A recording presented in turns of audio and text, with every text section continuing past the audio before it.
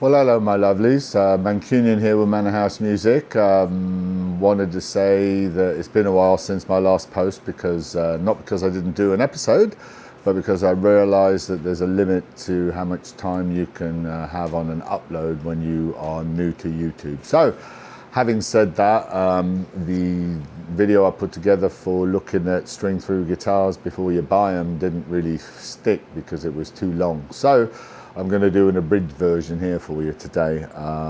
But for today's example, much like I did on the last one, I'm going to use this 1963 reissue Fender Telecaster, which is a string-through guitar, as you can see here at the back. And also what I wanted to do was kind of talk you through what you should be looking at when you look at string-through guitars. And when I say string-through, I mean string through the body, which is what's happening here and with most Fender guitars. Actually, they are for the most part string-through guitars, string through the body. This particular case, this reissue guitar is using a rosewood neck with clay inserts and your traditional 50s style nut connectors and what do you want to say, machine heads. So when you pick one of these things up, you want to take a good hard look at your machine head here and make sure that there's no divots in your laminate at the maple neck where the machine heads join the neck itself. And then on the back, you want to make sure that all of your machine heads are in a nice straight line. And these are the old traditional 50s style. This isn't all in a row, but they are singles made to look all in a row. And the alignment's fairly good. I prefer rosewood necks on my guitars for the simple reason that they sound a little warmer to me. The maple necks, there's nothing wrong with them, but they tend for me to sound a little bit brighter and a little bit more banjo-y. But once you've got past the machine heads, you want to take a look at the bridge, or the saddle I should say, to make sure that again your strings go as straight as possible to your machine heads, because this will make bending and staying in tune a lot easier. You want to inspect your nut as it connects to your fretboard to make sure that it's not cracked and your neck is not cracked as a result thereof. Because if there's no height adjustment, well, you can't really adjust it. That's a bend in the neck to make a height adjustment there. But this has been upgraded to a bone neck, by the way. I had my luthier do that for me. But these are clay inserts. When you look at the inserts, you want to make sure that they run down the center of the fretboard, which these do, and then at your 12th fret, you're well evenly spaced at the strings as it relates to the spacing of the strings. Yeah, that's symmetrical is what we're looking for. And then you're going to want to take a good hard look at how your neck joins your body right here. You want to make sure there's no cracks in your paint and your laminate, because if that's a problem for you, then that's going to be an issue in the sense of it was either set when the neck was wet, which is extremely unlikely, or it's under too much pressure of some kind based on the tension. And then on the back, you want to make sure that your bolts are level and flush to the body.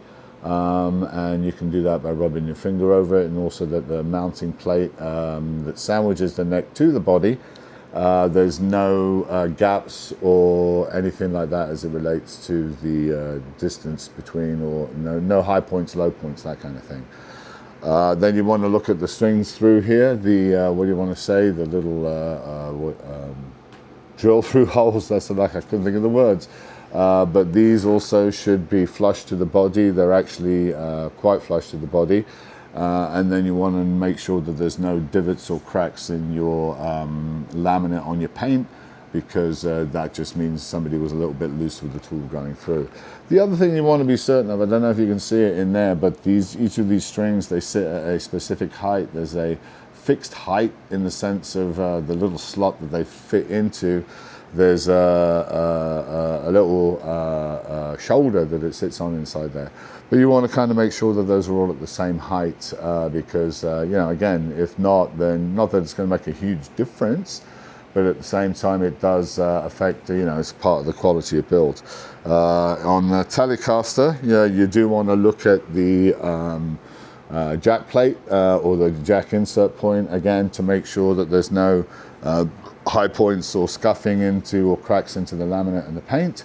And in this particular case, it's a pretty good job. You want to look at your scratch plate, you want to go around and make sure that all of the screws are tightened down, but not over tightened such they're putting pressure on the pick guard, because that will obviously crack over time and also cause pressure, and if the screws rust, that'll cause a problem. I still have the plastic on my pick guard here because I'm just that way. And I don't play this Telecaster much because it's a very banjo sound, but you want to make sure that each one of, as I say, the screws on your scratch plate are well tensioned but not over tightened, because that will crack your scratch plate. And also that your scratch plate is even to the body all the way around. You know, you can run your body and run your fingernail to see if there's any high points, low points, and that's just to make sure that, again, you've got a nice flat scratch plate. You know, you want to check the height of your pickups to your strings. And in this particular case, you know, again, you know, you can't really see it. Maybe you can. It's a nice straight neck, lovely straight neck. And didn't really need to do much in terms of setting this guitar up, actually. But when you get through your looking at your pickups, I do have the ashtray that goes over the top of your strings here, but I try to keep away from that because it makes it way too bright and feedbacky. These are not noiseless pickups. These are 63 pickups. Fairly bright, but anything volume over about 8, they tend to feed back and get really screechy. So you've got to be careful how you manage that. The neck pickup here is nice and smooth and creamy. It's got a lovely mid-low range, and you roll off those highs and it's a lovely blues sound. And then this bridge pickup here is just extremely bright and banjo-y, cuts through everything. But lovely sound, and mixed. I'd like to play it in the middle because you get a lovely mix of the two pickups and the volume knobs and tone somewhere around 7 and 8, because that seems to be a lovely sound on this thing. Then you want to look at your mounting plate for your knobs and switches. The switch knob does pull off, but yeah, you want to make sure that's not cracked on the inside. This is just a black top knob, nothing particularly special about that. You can get upgraded aftermarket parts if you want, but this is all original. Then you want to make sure the Allen wrenches are not, the Allen nuts in your volume and tone knob are not over torqued and stripped. But otherwise, there's not much left to look at. You've got your pickup adjustment height screws over here. In the old days, they used to keep the serial numbers on the, what do you want to say, print them onto the back plate for the pickup, but I don't, yeah, did they do that? It's a pattern number here, but not the serial number. The serial number is actually printed on the neck and also on the back plate on these modern repros. But otherwise, yeah, you want to make sure that your bridges, your bridge here, there's your saddles, I should say. There's a lot of adjustment here with your height to adjust your intonation on your guitar. Because you know, you don't want you don't want your screws or your plates touching or too close to the back of the body. No room for adjustment. And then also top to bottom, there's a lot of adjustment here, as you can see. And then obviously you want to make sure that your back plate is securely fastened to the body. I keep doing that. I'm going to put road marks on this thing. And then finally, you want to check your strap locks or strap pins, I should say. Yeah, these are original, they're not locking, but this particular guitar, as I say, very, very nice example. You want to run your fingers up and down your fretboard, make sure you got no sharp points on your frets. And then likewise, take a good hard look down the fretboard itself, make sure there's no cracks or anything like that. A lot of times when you get these guitars from the factory, they haven't oiled the fretboards, particularly the rosewood one, so it's something you want to do pretty much straight away to keep some moisture in that wood. Because it does affect the tone and you don't want your fretboard to crack. Beyond that, when you get it to this point, I've already pre-tuned this, but again, you just want to hit your open chords.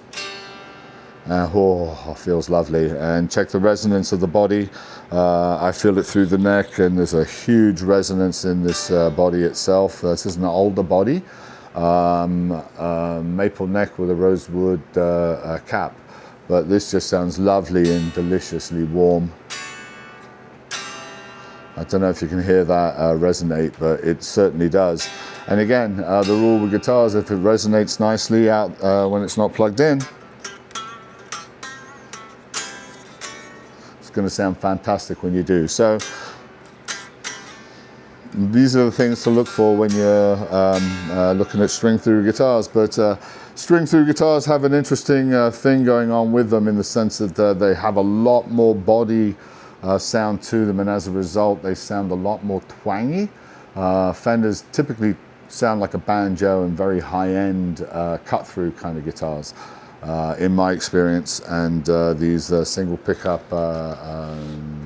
normally wound as opposed to noiseless, wow, they really do scream if you get them up loud. So you've got to be careful if you're playing a tube amp and be conscious of where you are in proximity. But otherwise, this is a fine example, as I say, of a string through guitar. I was going to do one with a whammy bar, but they're a different animal, and I don't think I have a Gibson with a whammy bar. Wait, no, yes I do. I have a Gibson with a whammy bar, and I also have a Fender with a whammy bar. So perhaps we'll look at those next time through. But